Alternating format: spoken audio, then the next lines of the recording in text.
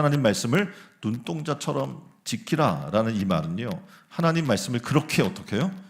지키기 위해 주의해야 할 것을 세심하게 철저하게 하나님 말씀을 지킬 것을 우리에게 얘기해 주고 있는 겁니다. 하나님 말씀을 지키기 위해 수많은 유혹이 우리에게 올 거 아닙니까? 근데 그것을 그냥 아무렇지도 않게 놔두는 것이 아니라 1차 눈속 지금 이야기한 것처럼 우리 안에 지금 눈을 지키기 위해 수많은 장치들이 이렇게 놓여 있는 것처럼 그렇게 철저히 어떻게 해요? 하나님 말씀에 대해서 대비하고 준비하고 그것을 지키는 생활의 습관을 가져야 한다는 거죠. 자, 그러면 눈은 건강을 지키는 생활 습관이 있다고 이야기해요. 그래서 안과나 의사들이 이런 제안을 해줍니다. 눈을 건강하게 지키기 위해서 어떻게 해야 할까요? 우리 생각하지 않은 부분이 있는데 뭐냐면 자세를 바로 잡아야 한다는 거죠. 눈 건강의 가장 답은 뭐냐면 자세이 돼요. 요즘 스마트폰을 많이 보죠. 네. 그래서 눈을 보면서 어떤 문제가 발생하냐면 거북목 증후군이라는 게 발생해요. 그리고 경추 장애가 발생합니다. 왜냐하면 여러분 아시는 자세가 나빠지는 거죠. 자세가 나빠지게 되면 이 눈을 보는 그 시각적 그 부분들이 이제 어려워지게 되죠. 턱관절 장애, 만성 눈 질환, 이 모든 것이 자세 불안정으로 말미암아 생긴다는 거죠. 그래서 우리의 신앙의 삶도 이와 마찬가지라는 겁니다. 우리가 바른 말씀 중심으로 신앙의 생활을 자세를 잡아놓지 아니하면 우리도 모르게 어떻게 해요? 삐딱해져요. 좌로나 우로나 치우치게 되고 세상의 사조에 의해서 흔들리기도 하고 또 세상 사람들이 갖고 있는 관점을 가지고 우리도 하나님의 말씀을 바라볼 수 있는 그런 문제점들이 생기는 거죠. 그래서 신앙의 자세도 우리가 똑바로 바른 자세를 갖지 아니하면 우리가 바라보는 게 삐딱해질 수 있음을 우리는 기억해야 합니다. 또 뭐라고 이야기하냐면 틈틈이 먼 곳을 보래요. 왜입니까? 우리가 너무 가까운 곳을 자꾸 바라보다 보면 그것에 익숙해져서요, 먼 곳을 바라보는데 장애가 생깁니다. 요즘은 여러분이 아는 것처럼 우리가 굉장히 좁은 공간에 갇혀 살잖아요. 도시도 여기 나가보면 예전에는 우리 지금 이 위치에서 이렇게 저쪽을 바라보게 되면 저 산이 다 보여서요. 근데 지금 보여요? 빌딩으로 다 가려서 아무것도 보이지. 우리가 볼 수 있는 시야가 굉장히 제한되어 있다라는 겁니다. 더군다나 여러분이 오피스 공간에 gat혀서 모니터만 바라보거나 스마트폰만 바라보거나 이런 굉장히 짧은 것만 바라보다가 보니까 우리 수정체가 어떻게 해요?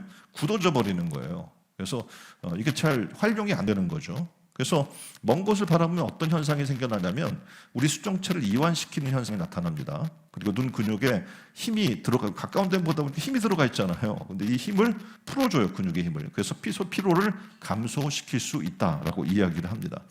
그래서 틈틈이 먼 곳을 바라보라고 제안을 해주고 있는 거예요. 우리도 마찬가지예요. 우리는 영원한 곳을 바라보고 하나님이 창조해 주셨거든요. 근데 우리도 모르게 어떻게 자꾸 세상 것만 바라봐요. 세상에 탐욕스러운 일들, 욕심, 탐심 그런 일들에 얽매여서 세상 것만 바라보고 무엇을 먹을까 입을까 썩어질 것만 추구하는 삶을 살다 보니 우리 영적 삶에 있어서의 근시가 이루어지는 거예요. 영적 세계를 못 보는 거죠. 위의 것을 못 보는 거예요. 하나님의 나라를 못 보는 그런 현상이 나타나게 됩니다. 그래서 틈틈이 우리는 뭐라고 성경이 이야기하냐면 하나님의 말씀을 봐야 하고 영적 세계에 눈을 계속해서 어떻게 먼 곳을 바라보듯이 위의 것을 바라보아서 영적 세계를 소망하는 삶의 부분들이 열려 있어야 됨을 얘기해 주는 겁니다. 영적 건강을 위한 거예요. 또 뭐라고 이야기하냐면 눈을 자주 어떻게 해요? 자, 깜빡여 보세요, 눈을. 깜빡여 주라는 거예요. 왜냐하면 눈을 자주 감아주지 않으면 눈에 피로가 와요. 이제 눈물샘이 이제 작용을 해서 눈을 자꾸 적셔줘야 되는데 눈을 계속 뜨고만 있어 보세요. 어떻게 돼요? 일한다고 눈이 마르겠죠. 안구 건조증이 찾아옵니다. 그래서 눈을 자주 감아 주어야 한다라고 이야기하는 거예요. 영적 세계도 그래요. 우리 세상의 일 때문에 세상 것에 막 거기 주시하다 보면 영적으로 기도할 시간을 잃어버려요. 눈을 감고 하나님을 바라보고 영적 세계도 우리가 묵상하고 해야 되는데 그런 시간을 잃어버리는 거예요. 우리는 어떻게 해야 돼요? 자주 기도하는 삶을 살아야 하는 거예요. 또 눈 뜨고도 기도하는 건 좋겠지만 하나님을 묵상하면서 눈을 감고 기도하는 여러분이 되기를 바랍니다. 또 하나는 뭘 얘기하냐면 실내의 발길을 균등하게 유지하라고 얘기를 해요. 왜냐하면 많은 이제 어르신들 같은 경우에 그런 분들이 계셔요. 전기세를 아낀다고 집에 불을 끄고 있죠. 또 어두운 가운데 계속 있는 거예요. 그럼 어떻게 됩니까? 눈이 나빠져요. 예? 요즘 어둠 가운데 차라리 그래서 뭐라고 의사는 제안하냐면 밝게 있어라. 차라리 불 다 켜고 밝게 있어라라고 이야기합니다. 또 어두운데 좀 뭐 스마트폰을 끼고 스마트폰을 계속 보고 있다든지 스탠드 조명만 켜놓고 공부를 한다든지 이런 행동은 눈을 피로하게 한다고 이야기합니다. 그래서 차라리 그냥 불 켜고 밝게 있어라라고 제안을 합니다. 우리도 세상 속에서 하나님 뭐라고 이야기하냐면 빛 가운데로 걸어가라라고 이야기하고 빛의 사자로 살아라라고 얘기해 주고 있습니다. 그런데 여러분이 아시는 것처럼 빛 가운데 사는 게 그렇게 편하지만은 않습니다. 빛 가운데 살다가 보면 우리의 삶이 드러나요. 그래서 크리스찬으로 많은 사람이 사는 건 쉽지 않은 거예요. 왜냐하면 크리스찬으로 사는 것 빛된 삶을 살다가 보면 우리의 삶이 드러나고 공개적으로 다 보여지고 주변의 시선을 우리는 노출될 수밖에 없는 거예요. 그러면 그 시선이 피곤할 수 있겠죠. 저 크리스찬이 왜 저래? 크리스찬 삶이 저렇게 해도 되는 거야? 라고 우리의 삶을 자꾸 성경에 빗대어 비춰보기 때문에 피곤할 수 있습니다. 그러나 성경은 뭐라고 이야기하냐면 우리가 빛 가운데로 걸어 살아나가면 어두운 세상 가운데라고 할지라도 주께서 우리를 지켜주시기로 한 약속 변치 않는다라고 말씀해 주고 있는 겁니다. 이제 우리의 삶이 그렇게 되길 바랍니다. 세상에 살지만 자꾸 어둠 가운데 숨으려고 하지 말아요. 어중간한 색깔로 거기 묻어 있으려고도 하지 마시길 바랍니다. 그래서 빛 가운데 밝은 신앙의 삶을 유지하며 살아나가는 영적 여러분이 되기를 주님의 이름으로 축원드립니다. 또 하나는 이제 문제가 있어요. 뭐냐면 밝은 곳에 있다가 어두운 곳에 들어가면 맹목 현상이 나타나요. 이 현상이 뭐냐면 눈이 이제 밝은 곳에 있다 어두운 곳에 들어가면 그것에 적응하기까지 최소한 빠른 이게 젊은 사람은 2초, 좀 늦은 사람은 7초, 또 더 많은 사람은 더 오래 걸리죠. 그래서 딱 들어가면 아무것도 안 보이잖아요. 어두운 데 들어가면. 그래서 그것에 적응하는 시간이 필요한 거죠. 그래서 여러분이 운전할 때 보면 터널 안 보여요, 갑자기. 그래서 속도를 줄여야 돼요. 왜냐하면 우리 시각이 그것을 적응할 시간이 필요하기 때문에 맹목 현상에 빠져서 맹목 현상에 빠지면 그리고 앞에 뭐가 갑자기 튀어나와도 돌발 상황에 대처할 수 있는 능력이 없는 겁니다. 영적 상태도 마찬가지예요. 우리는 늘 묵상의 시간이 필요해요. 하루를 시작할 때도 말씀과 기도로 묵상의 삶을 갖는 게 필요합니다. 안 그러면 하루 동안에 우리가 영적 삶을 살면서 어떤 돌발 상황이 만들어질지 모르는데 그 돌발 상황에 대처할 능력이 있어요, 없어요? 없게 되기 때문에 그렇습니다. 그래서 우리는 늘 하루를 시작하면서 또 하루를 마감하면서 또 매 순간순간의 삶 속에서 기도하는 시간이 필요한 거예요. 세상에 어떻게 하나님 말씀을 가지고 적응할 수 있는 시간들을 계속 가져야 하는 겁니다. 만일 우리가 이런 영적 준비가 안 된 상태에서 세속적인 것들을 만나고 우리가 대응하며 살아나갈 때 수많은 돌발 상황이 발생할 수 있기 때문에 어려움을 겪을 수 있기 때문에 그렇습니다. 또 하나 이런 제안을 합니다. 황혼 무렵, 황혼 무렵 저기 보면 약간 노을이 지는 거죠. 어두워요, 안 어두워요? 어둡지는 않아요, 깜깜하지는 않아요, 그렇죠? 근데 이 황혼 무렵이 되면 이게 어스름해지는데 어두운 것도 아니고 밝은 것도 아니고 애매한 시점이기 때문에 많은 사람들이 헤드라이트를 켜지 않고 그냥 가요. 그런데 이 황혼 때에는 우리가 알아야 될 게 뭐냐면 흑색, 적색, 회색 이런 색상을 분별하기 어려워요. 예? 그러니까 우리가 막 초능력자들이 아니에요. 아무 때나 다 보이고 그런 게 아니라 이 황혼 때가 되면 흑색, 적색, 회색의 색상을 식별하기 어려워지기 때문에 어떡합니까? 분별하기 어려워진 거죠. 그래서 이때가 되면 반드시 어떻게 해요? 헤드라이트를 무조건 켜고 가라 라고 이야기하는 거예요. 왜냐하면 우리가 구분을 할 수 없으니까. 우리 인생도 마찬가지예요. 우리도 황혼의 때가 있어요. 예? 눈도 잘 안 보이고 이게 생활에 있어서 순발력이 떨어지고 분별력이 떨어지고 그러한 때가 있단 말이에요. 그때는 어떻게 해요? 말씀에 헤드라이트를 켜고 살아야 되는 거예요. 항상 말씀이 우리의 중심이 돼야 되는 거예요. 그렇지 않으면 분별하기가 어려워요. 요즘 세상이 그렇지 않습니까? 뭐 이팔 그 분쟁으로 인해서 지금 굉장히 어렵잖아요. 수많은 사람들이 여러 논쟁을 벌려요. 근데 우리가 그 논쟁 벌리는 가운데 답은 하나밖에 없어요. 뭐냐면 하나님 말씀 가운데로 돌아가는 거죠. 뭐 이스라엘의 지금 문제, 뭐 팔레스티나의 문제, 뭐 하마스의 문제, 수많은 얘기를 하고 있지만 사실상 다 자기 개인 관점에서 바라보기 때문에 문제가 발생하거든요. 만약 그들이 하나님 중심으로 돌아가면 우린 평화가 일어날 수밖에 없는 거예요. 그래서 우리의 이 시대를 바라보면서 정말 중요하게 우리가 깨달아야 될 것은 뭐 어느 편이나 뭐 이런 게 중요한 게 아니라 우리가 정말 하나님의 뜻 가운데 있는가? 하나님 말씀에 귀를 기울이고 있는가? 하나님 말씀을 가지고 분별하며 주의하는 삶을 살 수 있는가? 생각을 해서 다시 하나님 말씀으로 돌아간 여러분 되기를 주님의 이름으로 축원드립니다. 또 하나는 이걸 얘기해요. 눈이 건강하시려면 어떻게 해야 돼요? 눈에 좋은 음식을 섭취하라는 거죠. 어떻게 보면 많은 사람들이 눈에 어떤 문제가 생길 때 눈에 관련된 음식들을 잘 먹지 않는 거예요. 그 영양소가 떨어져서 그런 경우가 많이 있거든요. 그래서 우리는 어떻게 보면 눈에 좋은 음식을 섭취해야 하고 그래서 건강해질 수가 있는 거죠. 영적으로 똑같아요. 우리가 영적으로 눈에 좋은 것들을 섭취해야겠죠. 뭐 대표적으로 예를 들면 영상이에요.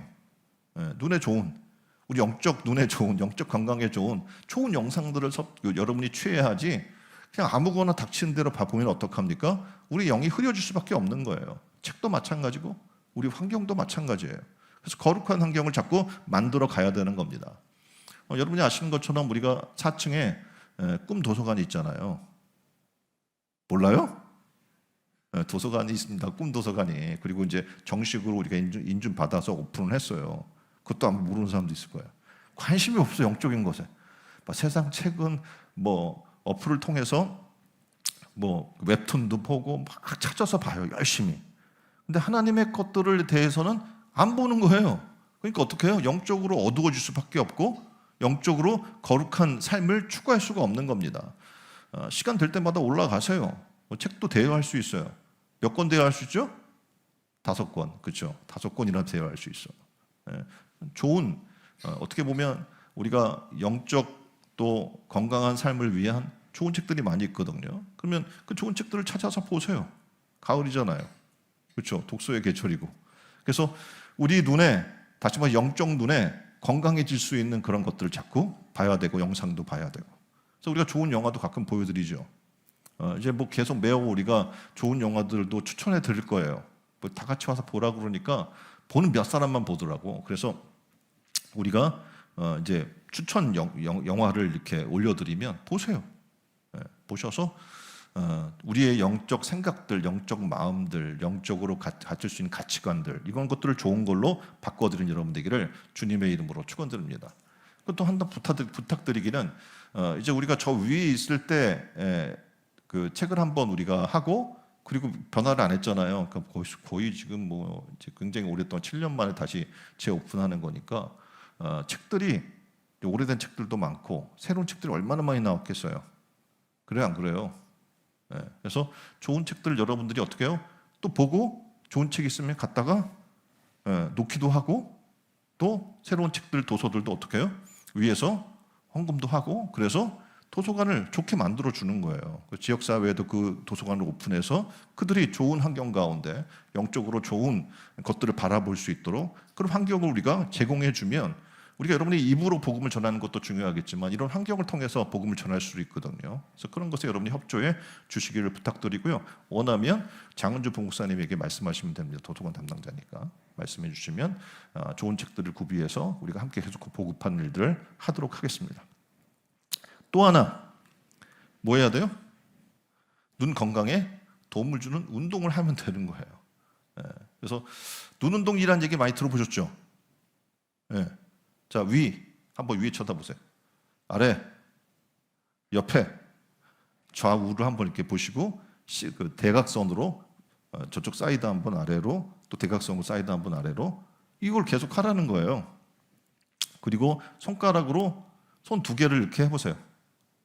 그래서 양쪽을 다 해서 이렇게 눈을 지그시 눌러주는 거예요. 자, 아니 동자를 눌러주는 거예요. 눈 동자를 지그시 눌러서 이렇게 눌러주십시오.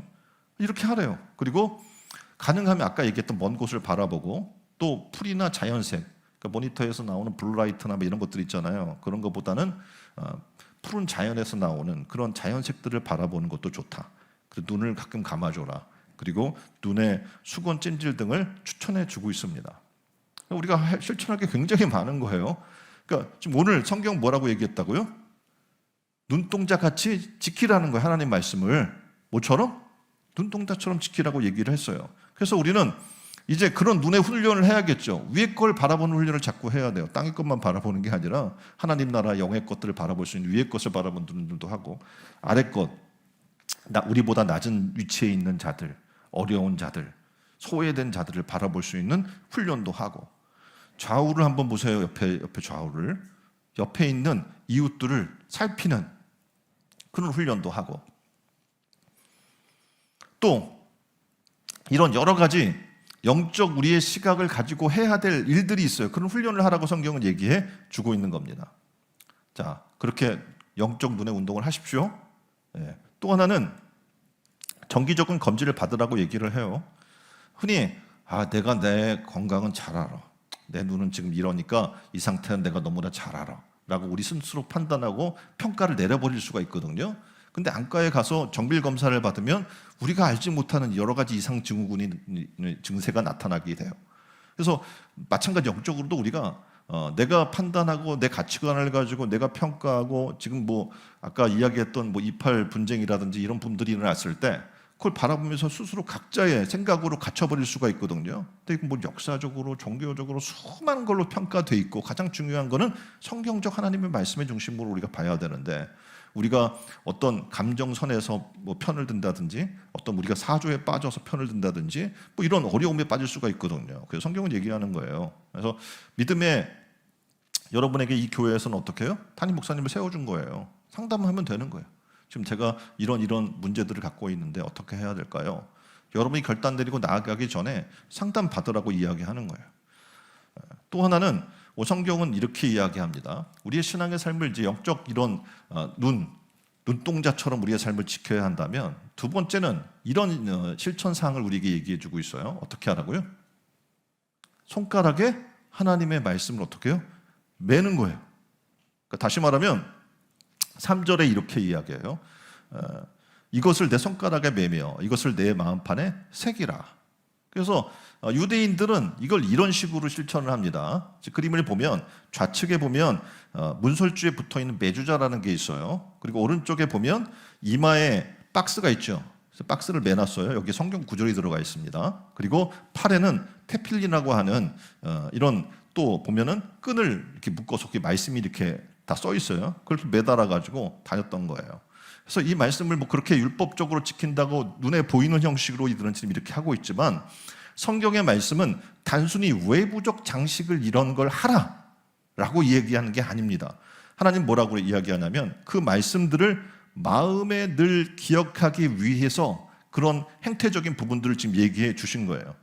여기서 하나님의 말씀을 손가락에 매라라고 지금 이야기하는 것은 우리의 손으로 하는 모든 일, 이 모든 일이 얼마나 많습니까? 근데 이 모든 손으로 하는 일들을 하나님의 말씀에 적용시켜서 행하라, 그리고 실천하라 라는 것을 지금 얘기해 주시는 겁니다.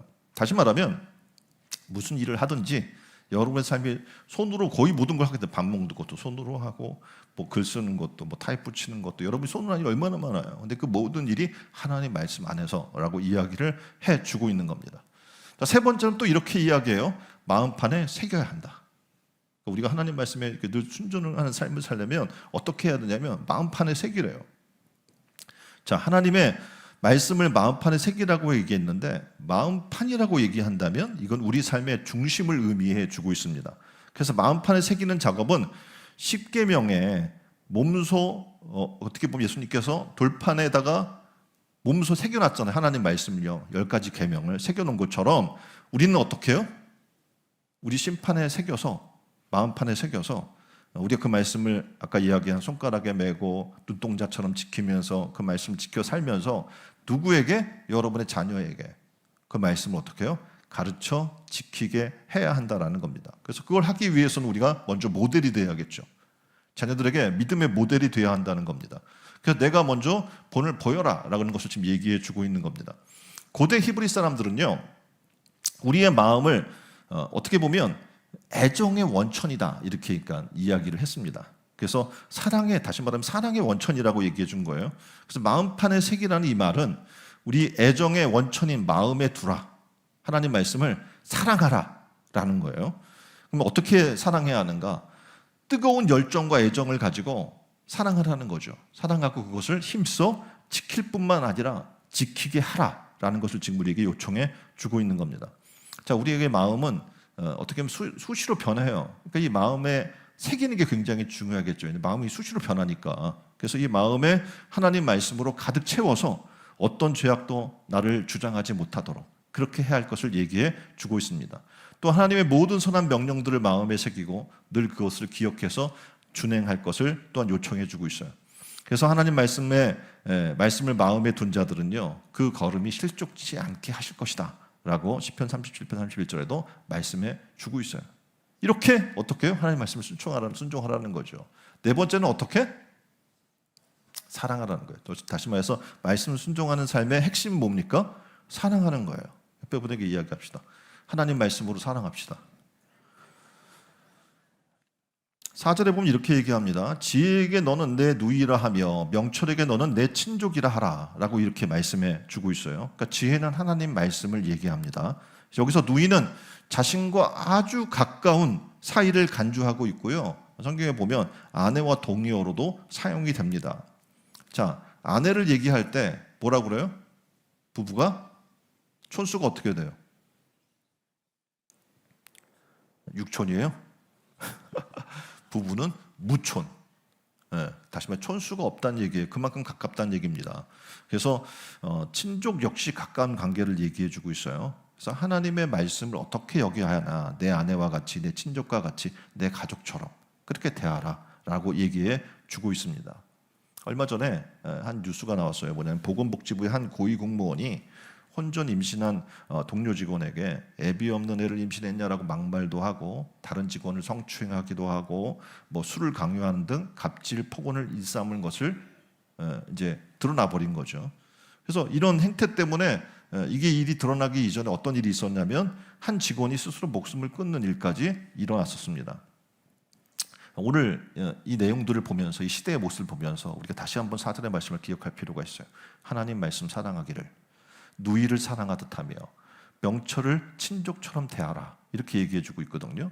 만약 우리가 직장에서 사회생활 속에서 또는 동료를 또 우리가 남성이 여성을 대할 때 누이 대하듯이 자신의 딸 대하듯이 친족 대하듯이 사랑한다면 어떤 일이 벌어질까요? 성추행이 있을 수 있어요? 자신의 딸, 자신의 누이 대하듯이 대하는데 이런 일이 일어날 수가 없는 거죠. 성추행, 성폭행 그리고 막 이렇게 함부로 말하고 이런 뭐 음란의 죄악이 일어나고 이런 갑질이나 폭언이 일어나고 이런 일은 있을 수 없는 거예요. 성경은 너무나 놀라운 얘기를 해주는 거예요. 그래서 하나님 말씀을 가지고 그렇게 사랑하라는 거예요. 예? 누구처럼? 우리 내 가족처럼, 누이처럼, 아내처럼, 우리의 자녀처럼 그렇게 대하라는 거예요. 우리가 그런 순수한 마음으로 하나님의 법과 명령을 사랑하고 의지할 때 우리 안에 불순한 정욕이라고 하는 것은 어떻게 해요? 있을 수 없게 되는 거죠. 또한 하나님의 말씀을 사랑하는 자들은요, 두 마음을 품지 않는 거예요. 그러니까 다시 말해서 생명의 길로 가면서 죽음과 사망의 그물 가운데 있는 일을 동시에 할 수는 있는 게 아니라는 겁니다. 보면 그림을 보면 더 글로리라고 하는 이제 한참 뜬 이게 시리즈물이 있었어요. 근데 오늘날 이것뿐만이 아니라 드라마, 영화 이런 데서 정말 안타까운 건 뭐냐면 교회가 이중적 삶을 사는 문제로 말미암아 비판의 대상이 되고 그리고 기독교를 정직하지 않고 편협하고 욕심만 대상으로 표현하는 내용이 점점 많아지고 있는 거예요. 도대체 왜 그럴까? 왜인 것 같아요? 네? 그 사람들이 지금 오해하고 있는 걸까요? 우리는 아무 문제가 없는데 저들이 그냥 막 비난만 하는 걸까요? 오늘 내용을 보면 교회는 다니지만 아까 앞에서 말씀드렸던 것처럼 여전히 두 마음을 품고 정적적인 삶을 사람들이 너무 많은 거예요, 교회 안에. 그래서 믿는 사람들이 말씀 따라 순종하며 산다면 절대 세상 그렇게 얘기하지 않을 거예요. 초대교회는 그러지 않았거든요. 초대교회는 교회 다니는 사람들을 어떻게 해요? 부러워했고 우리도 그들처럼 살기를 원했다고 얘기를 하고 있어요. 만일 우리가 이렇게 두 마음을 품고 세상을 살아나가게 되면 우리는 육신의 정욕을 따라 죄악을 범하는 어리석음을 범하게 될 수밖에 없는 겁니다.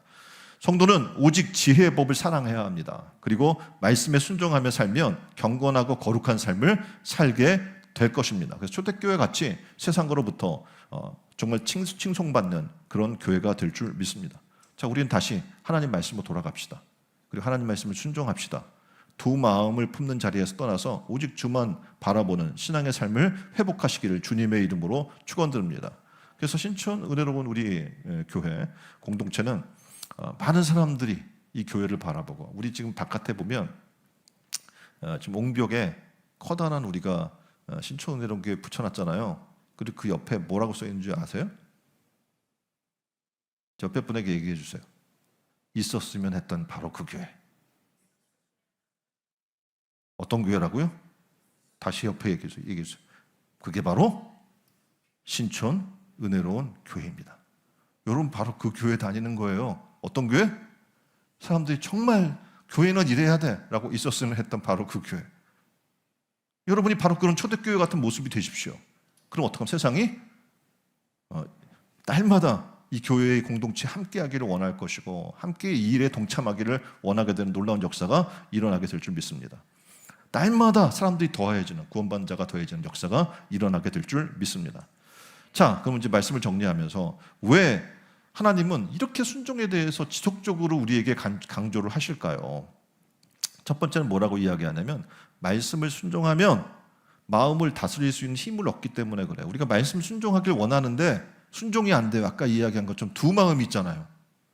예? 하나님도 좋고 세상도 좋고 이 두 마음 가지고 사니까 절대 순종이 안 되죠. 예. 그래서 여러분이 기억해야 될 게, 마태복음 5장 28절에 이렇게 예수께서 여자를 보고 음욕을 품는 자마다 마음에 이미 간음하였다라고 말씀하고 있거든요. 그러니까 이런 악한 생각과 살인과 간음과 음란, 온갖 이 악한 요소들은요, 마음에서 비롯되거든요. 성경은 이렇게 이야기해. 모든 죄악의 근원은 마음에 있다. 그래서 지혜자는 뭐라고 이야기하냐면, 무릇 지킬 만한 것보다 더욱 무엇을? 내 마음을 지키라라고 이야기하고 있어요.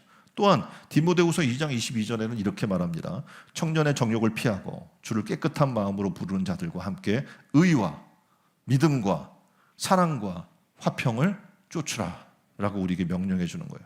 그러니까 우리가 말씀에 순종하면 하나님은 우리의 마음을 지으신 분이거든요. 그래서 모든 행사를 감찰하시는 분이기 때문에 말씀을 지킨 자에게 악한 정욕을 이길 수 있는 경건하고 정직한 마음을 허락해 주신다는 사실입니다. 그래서 우리는 어떻게 해요? 말씀드린 대로 말씀에 순종하여서 우리의 마음을 한 마음, 두 마음이 아니라 한 마음, 그래서 다스릴 수 있는 그런 힘을 얻게 된 여러분 되기를 주님의 이름으로 축원드립니다. 두 번째는 뭐라고 이야기하냐면, 유혹에 빠지지 않게 이 말씀이 지켜주는 거예요. 우리가 말씀을 순종하는 가장 중요한 것 중에 하나는 유혹에 빠지지 않기 위해서예요. 자, 보면 에덴 동산이 있습니다. 에덴 동산에서 어느 날 뱀이 하와에게 다가왔어요. 뱀이 여호와 하나님이 지으신 들짐 중에서 가장 강교하다고 성경은 얘기해요. 뱀이 여자에게, 하나님이 이렇게 질문해요. 하나님이 참으로 너에게 동산 나무의 모든 열매를 먹지 말라 하시더냐? 이렇게 질문을 하는 거예요. 그랬더니 여자가 뱀에게 이렇게 이야기합니다. 동산 나무의 열매를 우리가 먹을 수는 있으나 동산 중앙에 있는 나무 열매는 하나님 말씀이 너희는 먹지도 말고 만지지도 말라. 너희가 죽을까 하노라. 이렇게 얘기했다고 하는 거예요. 뭐 하나님이 동산 중앙에 있는 열매를 먹지 말라고 한 게 아니라 선악을 알게 하는 열매를 먹지 말라고 딱 지정해서 얘기했거든요. 왜냐하면 동산 중앙에는 선악을 알게 하는 나무도 있었고 생명나무도 있었거든요. 그럼 다 먹지 말라고 그랬을 거예요? 그런 게 아니거든요. 근데 이게 자기 생각이 들어가요. 자, 사탄의 가장 특징 중에 하나는 뭐냐면 질문을 던져요. 그리고 하나님 말씀에 대한 여자의 생각을 물어보는 겁니다. 사람의 생각을 물어보는 게 기본적인 거예요. 그래서 사탄이 보니까 이 여인이 하나님에 대해서 100% 신뢰하지 않고 있는 모습을 보게 됩니다. 생각이 다른 거, 자기 생각이 들어가 있는 거예요. 그래서 뱀이 여자에게 이렇게 이야기해요. 야, 너희가 결코 죽지 않아. 너희가 그것을 먹는 날에는 너희 눈이 밝아져서 하나님과 같이 돼요. 선악을 알 줄 하나님이 아시기 때문에 먹지 말라고 한 거야. 이렇게 얘기를 하는 거예요. 우리는 잘 생각해야 되는데, 이 내용을 보면서 잘 생각해야 될 게, 우리의 삶도 똑같은 일들이 반복적으로 일어나요. 여자에게 하나님 말씀에 대한 여자의 생각을 사탄이 물어봤잖아요. 이게 바로 마귀의 속임수입니다. 마귀는 하와가 하나님 말씀 대신에 그 말씀에 대한 자신의 생각에 초점을 두도록 만든 겁니다. 뭐라고 하더냐? 이렇게 물어봐서 어떻게 하나님이 이렇게 말씀하십니다라고 하나님 말씀 얘기하면 되는데 자기의 생각을 거기 담아서 얘기해요. 지금 세상에 수많은 논쟁이 일어나잖아요. 거기 우리는 우리 생각을 담을 필요가 없어요. 뭘 얘기하면 되는 거예요? 하나님의 말씀을 얘기하면 되는 거예요. 그리고 사탄은 이 여인이 하나님 말씀 말고도 자기 생각이 있네 생각해서 그 틈을 노리고 거짓말을 합니다. 너희가 결코 죽지 아니하리라. 너희가 그것을 먹는 날에는 너희 눈이 밝아져. 그 마귀는 지금 앞에서 살짝 찔러본 것과 전혀 다른 너가 지금 있는 것보다 하나님보다 지혜로워질 수 있는 그런 자리로 나갈 수 있어 라고 하와의 마음에 하나님 말씀을 기초해서 거짓말을 집어넣고 속이는 거예요. 오늘날 지금 이단들이 하는 행위이고 오늘날 수많은 개인적 신앙생활을 하는 사람들의 범하는 실수 중에 하나인 겁니다. 왜냐하면 우리는 자유의지를 가졌어요. 그래서 우리 생명인 하나님 말씀대로 생각하거나 느끼지 않고 우리가 이 말씀에 대해서 내 생각을 자꾸 거기다가 품고 가져요. 뭐 어떤 일이 일어나냐면 하와처럼 하나님과 분리가 일어나요. 하나님 말씀과 분리가 일어나고 하나님의 생각과 분리가 일어나요. 왜냐하면 하나님 생각이 있고 내 생각이 있는 거잖아요. 순종이란 하나님의 생각이 내 생각을 더하는 게 아니에요. 하나님의 생각 그대로 품고 그 말씀에 순종해 살아나가는 겁니다. 자 보십시오. 어떤 현상이 일어나냐면 마귀의 해석을 들어요. 하나님 말씀에 대한 마귀가 해석해 준 게 있어요. 그 해석을 듣고 났어요.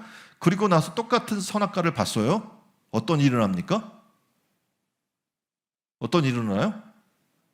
마귀가 그 해석을 그렇게 해주고 나니까 이제 선악과를 보니까 얘가 보암직도 하고 먹음직도 하고 지혜롭게 할 만큼 탐스럽게도 보여요. 이전엔 안 그랬는데 자기 생각이 들어가고 사탄이 거기다 더해준 그 생각을 내가 품게 되니까 세상 것들이 다르게 보이는 거예요. 그래서 동산 중앙에 선과 악을 알게 하는 나무를 심어둔 거죠, 하나님이. 왜냐하면 그냥 말씀에 순종하면 편하면 살 수 있는 건데. 그래서 하나님이 원하시는 건 이런 거거든요. 오늘 우리가 순종의 달에 말씀이 그거거든요. 악한 것에는 그러니까 우리가 선한 것에는 지혜롭고 악한 것에는 어리석기를 원한다. 하나님 말씀이 그런 거거든요. 선악을 알게 하는 그럼 우리가 그걸 해서 자꾸 악한 것들을 추구하는 삶을 살지 말 것을 얘기해 주는 거예요. 자, 먹었어요. 지혜롭게 할 만해서 사탄의 말에 속아서 먹었습니다. 근데 먹고 나니까 어떡합니까? 누가 생각나요? 자기 신랑이 생각나요. 그래서 하나님 말씀 그렇게 잘 전하지 않는 자들이 어떻게 또 가서 그냥 뭐가 보암직하고 먹음직하고 지혜로 또 내가 뭐 보이는 게 달라지고 막 또 얘기하니까 어떻게 또 이 아담이 멍청하게 또 넘어가서 어떡합니까? 같이 죄를 짓고 마는 거죠. 그리고 하나님께서 그들에게 준 통치권이 다스리고 정복하라고 이야기한 그 통치권이 사탄에게 넘어가 버리고 많은 것을 보게 됩니다. 이제 그들은 하나님 말씀에 순종하는 것이 아니라 마귀의 말에 순종했기 때문에 그들은 정령 죽는 자리에 거할 수밖에 없게 된 겁니다. 자, 우리가 하나님 말씀을 대할 때 똑같아요.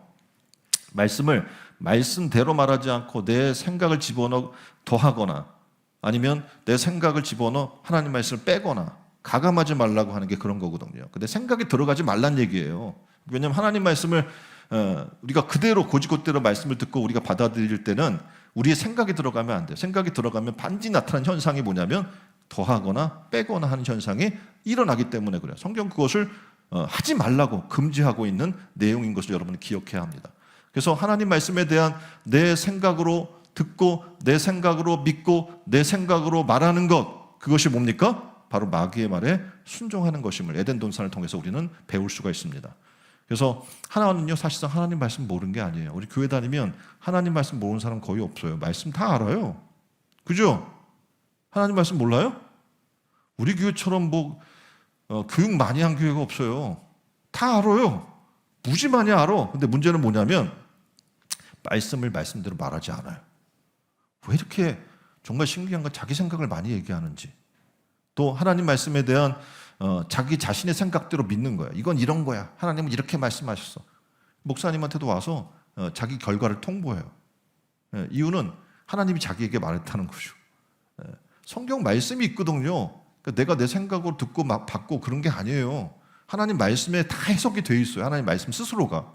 그래서 말씀을 보면 우리는 알 수 있고 순종할 수 있어요. 다만 내가 그것을 들을 때 순종하기 불편한 것이 있거나 아니 이 정도만 할 수 있거나 아니면 이건 마음에 안 들어. 내 마음에 들고 안 들고 힘들고 어려운 것인가 아닌가의 차이만 있을 뿐입니다. 하와는 하나님 말씀을 모르는 게 아닙니다. 말씀대로 말씀에 대한 지식과 이해도 가지고 있고 말씀에 대한 믿음도 있었어요. 그런데 거기에 문제는 뭐냐면 마귀와 대화를 하면서 하와의 생각이 들어가요. 하나님 말씀에. 그럴 때 마귀가 교묘하게 그것을 이용합니다. 마귀가 상황, 처지, 환경, 그리고 하와 안에 있는 탐욕 이런 것을 이용해서 생각을 변질시켜버려요.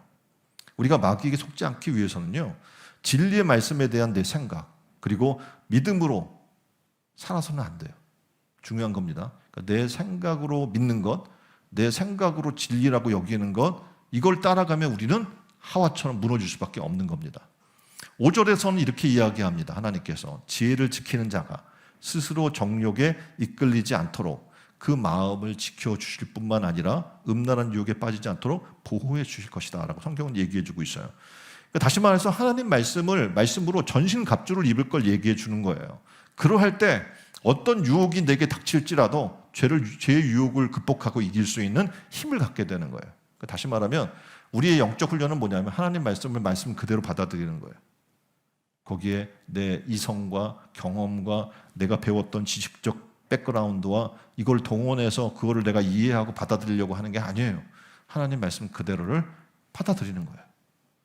만일 거기 내 생각이 가미되는 순간 우리도 하와 같은 범죄를 질 수밖에 없기 때문에 그렇습니다. 자, 잠언 3장 5절에서는 이렇게 이야기합니다. 너는 마음을 다하여, 뭘 다하여? 마음을 다하여 여호와를 신뢰하라. 그걸 믿으라는 거예요. 그러니까 하나님 말씀이 정말 우리를 생명 있게 하고 영원한 생명을 보장하고 우리의 죄를 사하고 영원한 하나님 나라의 거룩한 백성으로 삼으셨다는 그 말씀을 믿으라는 겁니다. 그리고 내 명철을 의지하지 말라고 얘기하는 거예요. 자, 하나님 말씀을 대하는데 자꾸 우리는 사탄처럼 우리가 지혜 있을 거라고 생각을 하고 하나님처럼 지혜로워질 거라고 착각해요. 우리의 머리로는, 우리의 피조물의 우리의 현 상태로는 도저히 하나님의 이해 근처에 다가갈 수도 없어요. 우리 머리로는 이해할 수도 없어요. 왜냐하면 우리는 3차원적인 존재거든요. 근데 여러분이 4차원을 이해할 수 있어요? 네? 그보다 높은 5차원, 6차원, 초차원을 이해할 수 있겠어요? 불가능한 일이거든요. 그래서 하나님은 우리에게 이야기하는 거예요. 네? 내가 너를 지은 자이고 창조자이고 나는 너의 아버지이고 내가 너를 그 무엇보다 천하보다도 사랑한다라고 말씀하시면서 이야기하는 거예요. 내가 너를 위해 놀라운 계획을 갖고 있고 가장 선한 것으로 가장 좋은 것으로 너를 위해 예비하였다라고 말씀하고 믿는 거예요. 믿으면 하나님이 어떻게 해요? 가장 선하고 좋은 것들로 우리를 이끌어 주실 줄 믿습니다.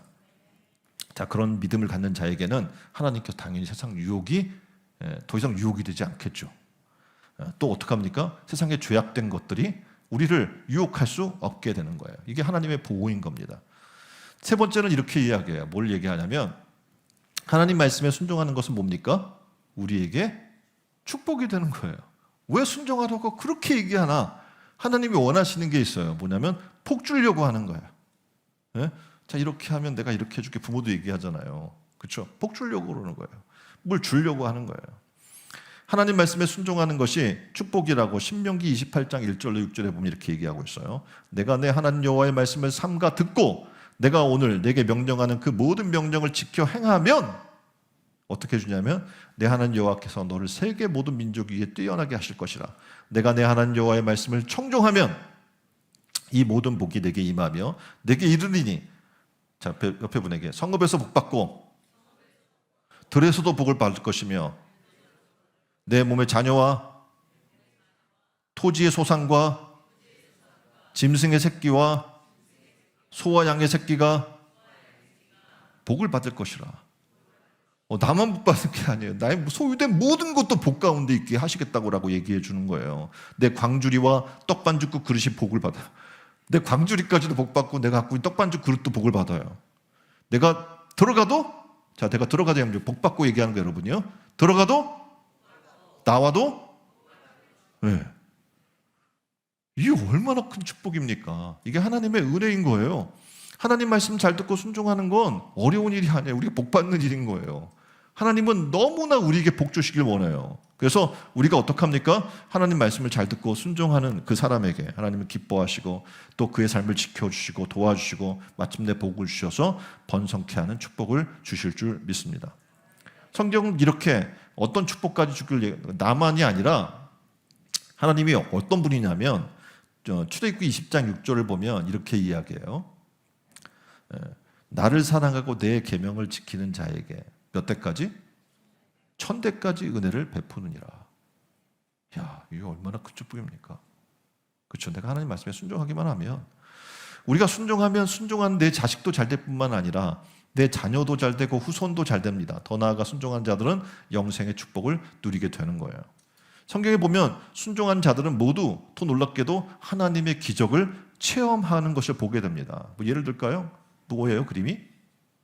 가나의 혼인잔치예요. 혼인잔치에 하인들에게 뭐 하는 거야? 저 항아리에다가 아구까지 물을 채워라 이렇게 명령했고요. 그리고 물을 채웠어요. 그 하인들이. 그리고 그것을 연회장에 갖다 주어라 그랬더니 갖다 줬어요. 어떤 일이 나요? 물이 변하여 포도주가 된 놀라운 기적을 만나게 되는 거예요. 이들이 한 건 뭡니까? 단 하나. 순종한 거죠. 자, 이 그림 뭡니까?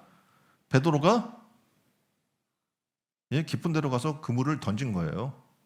밤새도록 한 마리도 못 잡았는데 하나님 말씀에 의지해서, 예수님 말씀 단 하나 의지해서 깊은 데로 가서 그물 던지라고 해서 그냥 가서 던진 것뿐이에요. 그랬더니 어떤 일이 일어납니까? 배에 다 담을 수 없을 정도의 물고기를 낚는 하나님의 은혜를 만나게 되는 거예요. 순종하면 이런 놀라운 기적의 축복도 누리고요, 치유의 축복도 누려요. 이 그림은 나아만 장군의 이야기입니다. 나아만 장군이 온몸에 그 문둥병이 걸린 거죠. 피부에 병이 걸려서 고통받고 있었어요. 그래서 엘리사를 찾아갔어요. 그랬더니 엘리사가 뭐라고 이야기하면 요단강 가서 7번 물에 담궈서 씻으라고 얘기를 했어요.